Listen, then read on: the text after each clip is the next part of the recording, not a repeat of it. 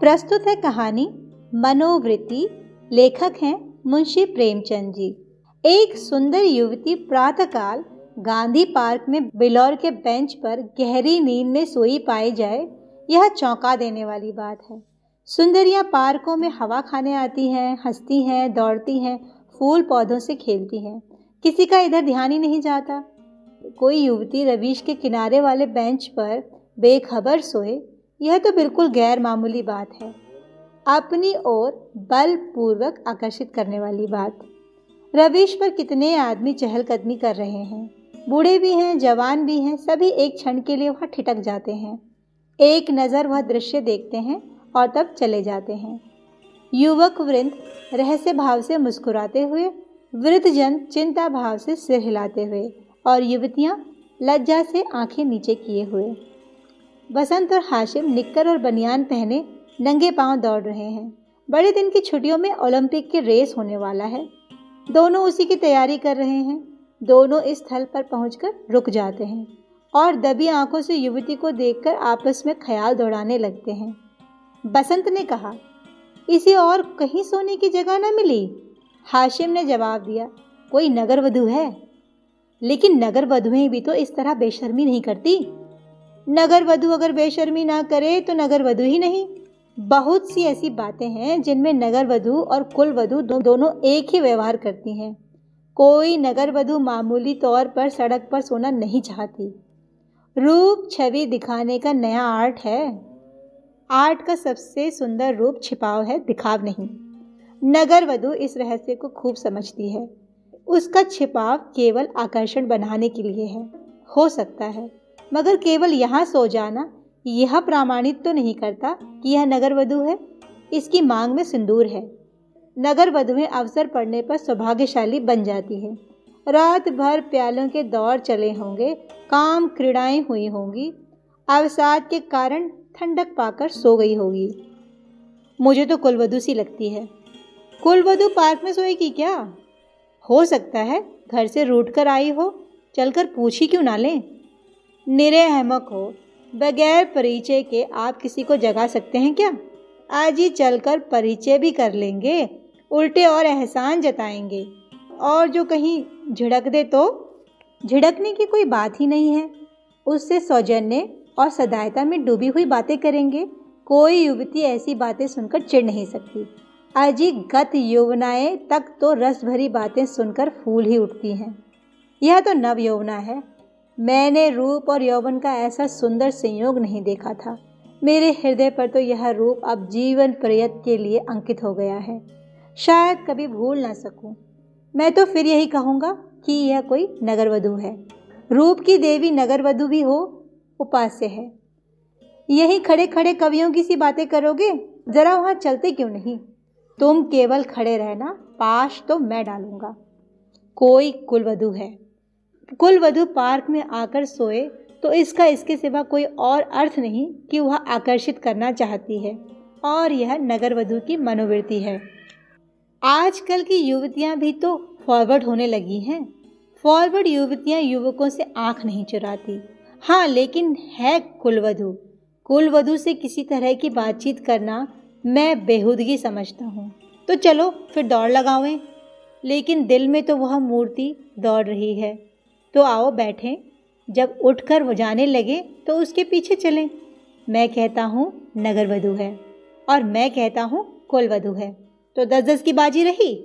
दो वृद्ध पुरुष धीरे धीरे जमीन की ओर ताकते आ रहे हैं, मानो खोई जवानी ढूंढ रहे हों। एक की कमर झुकी, बाल काले, शरीर स्थूल, दूसरे के बाल पके हुए पर कमर सीधी, एक हरा शरीर। दोनों के दांत टूटे पर नकली दांत लगाए, दोनों की आंखों पर ऐनक। मोटे महाशय वकील हैं, छरहरे महोदय डॉक्टर हैं। वकील, देखा यह 20वीं सदी की करामत? डॉक्टर, जी हाँ देखा। हिंदुस्तान दुनिया से अलग तो नहीं है, लेकिन आप इसे शिष्टा तो नहीं कह सकते। शिष्टा की दुआई देने का अब समय नहीं है। किसी भले घर की लड़की नगरवधू है साहब। आप इतना भी नहीं जानते? नगरवधू इतनी फुहड़ नहीं होती, और भले घर की लड़कियां फुहड़ होती हैं। नई आज़ादी है, नया नशा है। हम लोगों की तो बुरी भली कट गई, जिनके सिर आएगी वह झेलेंगे। अफसोस जवानी रुखसत हो गई, जिंदगी जहन्नुम से बदतर हो गई। मगर आंखें तो नहीं रुखसत हुई, यह दिल तो नहीं रुखसत हो गया। बस आंख से देखा करो, दिल जलाया करो। मेरा तो फिर जवान होने को जी चाहता है। सच पूछो तो आजकल के जीवन में ही जिंदगी की बहार है। हमारे वक्तों में कहाँ थी ऐसी सूरतें। आज तो जिधर जाओ हुस्न ही हुस्न के जलवे। सुना है युवतियों को दुनिया में जिस चीज़ से सबसे ज़्यादा नफरत है वह है बूढ़े मर्द। मैं इसका कायल नहीं। पुरुष का जौहर उसकी जवानी नहीं, उसका शक्ति संपन्न होना है। कितने ही बूढ़े जवानों से ज़्यादा कड़ियल होते हैं। मुझे तो आए दिन इसके तजर्बे होते हैं। मैं ही अपने को किसी जवान से कम नहीं समझता। यही सब है, पर बूढ़ों का दिल कमज़ोर हो जाता है। अगर यह बात ना होती तो इस रमणी को इस तरह देखकर हम लोग यूं ना चले जाते। मैं तो आंखों भर देख भी नहीं सकता। डर लग रहा है कि कहीं उसकी आंखें ना खुल जाएं और वह मुझे ताकते देख ले तो दिल में क्या समझेगी। खुश ही हो जाएगी कि बूढ़े पर भी इसका जादू चल गया। अजी रहने भी दो। आप कुछ दिनों अवकाश का सेवन कीजिए। चंद्रोदय खाकर देख चुका हूँ, सब लुटने की बातें हैं। मंकी ग्लैंड लगवा लीजिए ना। आप इस युवती से मेरी बात पक्की कर दीजिए, मैं तैयार हूँ। हाँ, यह मेरा जिम्मा, मगर भाई हमारा हिस्सा भी रहेगा। अर्थात यह है कि कभी कभी मैं भी आपके घर आकर अपनी आंखें ठंडी कर लिया करूँगा। अगर आप इस इरादे से आए तो मैं आपका दुश्मन हो जाऊँगा। ओहो, आप तो मंकी ग्लैंड का नाम सुनते ही जवान हो गए। मैं तो समझता हूँ यह भी डॉक्टरों ने लूटने का एक लटका निकाला है। सच। अरे साहब, इस रमणी के स्पर्श में जवानी है। आप हैं किस फेर में? उसके एक एक अंग में, एक एक चितवन में, एक एक मुस्कान में, एक एक विलास में जवानी भरी हुई है। ना 100 मंकी ग्लैंड, ना एक रमणी का बाहुपाश। अच्छा, कदम बढ़ाइए, मुवक्किल आकर बैठे होंगे। यह सूरत याद रहेगी। फिर आपने याद दिला दी। वह इस तरह सोई है इसीलिए कि लोग उसके रूप को, उसके अंग विन्यास को, उसके बिखरे हुए केशों को, उसकी खुली हुई गर्दन को देखें और अपनी छाती पीटें। इस तरह चले जाना उसके साथ अन्याय है। वह बुला रही है और आप भागे जा रहे हैं। हम जिस तरह दिल से प्रेम कर सकते हैं, जवान कभी कर सकता है क्या? आपकी बातों से दिल में गुदगुदी हो गई। मगर याद रहे, कहीं उसका जवान प्रेमी मिल गया तो मिला करे। यहाँ ऐसों से डरते नहीं। आपकी शादी की कुछ बातचीत तो थी ना? हाँ थी, मगर जब अपने ही लड़के दुश्मनी पर कमर बांधे तो क्या हो। मेरा बड़ा लड़का यशवंत तो मुझे बंदूक दिखाने लगा। यह ज़माने की खूबी है। अक्टूबर की धूप तेज हो चली थी। दोनों मित्र निकल गए। 2 देवियां, एक वृद्धा, दूसरी नवयौवना, पार्क के फाटक पर मोटर से उतरी और पार्क में हवा खाने आईं। उनकी निगाह भी उस नींद की मारी युवती पर पड़ी। वृद्धा ने कहा, बड़ी बेशर्म है। नवयौवना ने तिरस्कार भाव से उसकी ओर देखकर कहा, ठाठ तो बड़े घर की देवियों के से हैं। बस ठाठ ही देख लो। इसीलिए मर्द कहते हैं कि स्त्रियों को ज़्यादा आज़ादी नहीं मिलनी चाहिए। मुझे तो कोई नगर वधू मालूम होती है। नगर वधू ही सही, पर उसे इतनी बेशर्मी करके स्त्री समाज को लज्जित करने का क्या अधिकार है? कैसे मज़े से सो रही है, मानो अपने घर में है। बेहयाई है। मैं पर्दा नहीं चाहती, पुरुषों की गुलामी भी नहीं चाहती, लेकिन औरतों में जो गौरवशीलता और सलजता है उसे नहीं छोड़नी चाहिए। मैं किसी युवती को सड़क पर सिगरेट पीते देखती हूँ तो मेरे बदन में आग लग जाती है। उसी तरह आधी छाती का जंपर भी मुझे नहीं सुहाता। क्या अपने धर्म की लाज छोड़ देने से ही साबित हो गया कि आप बहुत फॉरवर्ड हैं? पुरुष अपनी छाती या पीठ खोलकर नहीं घूमते। इसी बात पर बाई जी, जब मैं आपको आड़े हाथों लेती हूँ तो आप बिगड़ने लगती हैं। पुरुष स्वाधीन है। वह दिल में समझता है कि मैं स्वाधीन हूँ। वह स्वाधीनता का स्वांग नहीं भरता। स्त्री अपने दिल में समझती है कि वह स्वाधीन नहीं है, इसलिए वह अपनी स्वाधीनता का ढोंग करती है।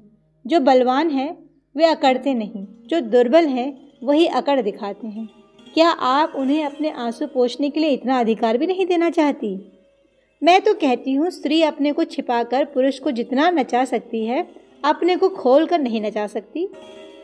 स्त्री ही पुरुष के आकर्षण की फिक्र क्यों करे? पुरुष क्यों स्त्री से पर्दा नहीं करता? मुंह न खुलवाओ मीनू, इस छोकरी को जाकर कह दो, जाकर घर पर सोए। इतने आदमी आ जा रहे हैं और निर्लज टांग फैलाए पड़ी है। यहाँ इसे नींद कैसे आ गई? रात कितनी गर्मी थी बाई जी, ठंडक पाकर बेचारी की आंख लग गई है। रात भर यहीं रही है, कुछ कुछ बदती हूँ। मीनू युवती के पास जाकर उसका हाथ पकड़कर हिलाती है। यहाँ क्यों सो रही हो देवी जी? इतना दिन चढ़ाया, उठकर घर जाओ। युवती आंखें खोल देती है। ओहो, इतना दिन चढ़ाया? क्या मैं यहीं सो गई थी? मेरे सिर में चक्कर आ जाया करता है। मैंने समझा शायद हवा से कुछ लाभ हो। यहाँ आई पर ऐसा चक्कर आया कि मैं इस बेंच पर बैठ गई। फिर मुझे कुछ होश ना रहा।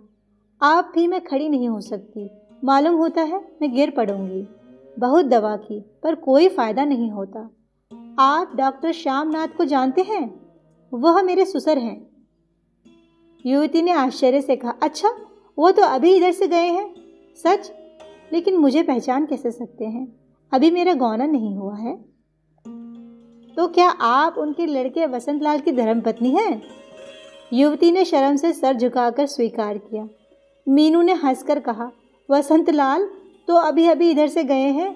मेरा उनसे यूनिवर्सिटी का परिचय है।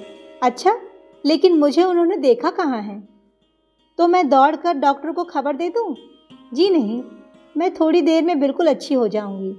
वसंतलाल भी वहाँ खड़ा है, उसे बुला दूँ? जी नहीं, किसी को ना बुलाइए। तो चलो, अपने मोटर पर तुम्हें घर पहुँचा दूँ? आपकी बड़ी कृपा होगी। किस मोहल्ले में? बेगमगंज, मिस्टर जयराम दास के घर। मैं आज ही मिस्टर वसंतलाल से कहूँगी।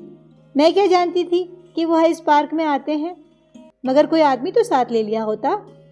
किस लिए? कोई ज़रूरत ही ना थी। कहानी सुनने के लिए धन्यवाद। फिर आऊँगी एक नई कहानी के साथ। दोस्तों, अगर आपको मेरे द्वारा कही गई कहानियाँ अच्छी लगती हैं तो प्लीज़ मेरे चैनल को सब्सक्राइब कीजिए। धन्यवाद।